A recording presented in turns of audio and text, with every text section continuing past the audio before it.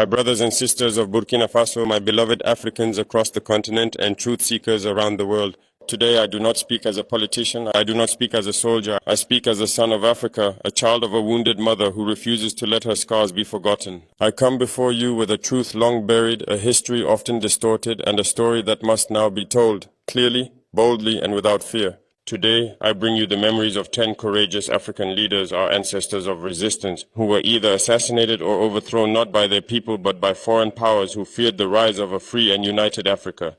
This is not merely history. This is a map of betrayal, a record of what happens when an African dares to dream beyond chains. Let us begin where the first spark was struck. Number 1. Kwame Nkrumah, Ghana. He was the first to rise. In 1957, Dr. Kwame Nkrumah led Ghana to independence. He was not just a leader, he was a visionary. He believed in Pan-Africanism, in unity, in building an Africa that would never again kneel before Europe or America. But that vision terrified the West. In 1966, while on a peace mission to Vietnam, Nkrumah's own government was overthrown in a CIA-backed coup. Why? Because he embraced socialism, because he challenged colonial economics, because he dreamed too loudly. He died in exile. But his dream, it lives in us today. Number 2, Patrice Lumumba, Congo. Then came Congo's shining light, Patrice Lumumba. Young, passionate, fearless, the first elected Prime Minister of the Democratic Republic of Congo. He sought to return Congo's vast wealth to its rightful owners, the people.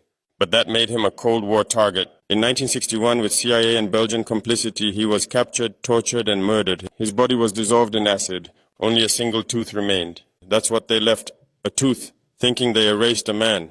But Lumumba became a legend. Number 3, Thomas Sankara, Burkina Faso.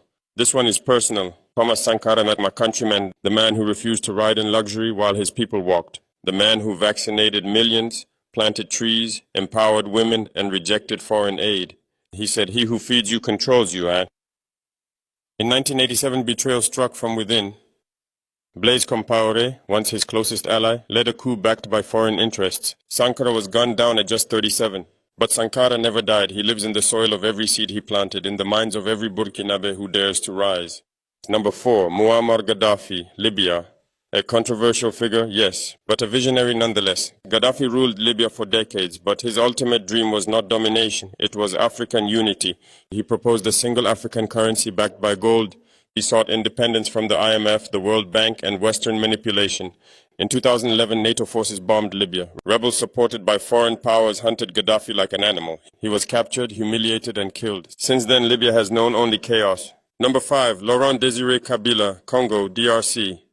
In 1997, Laurent Kabila overthrew Mobutu and took charge of the Congo. He stood firm against foreign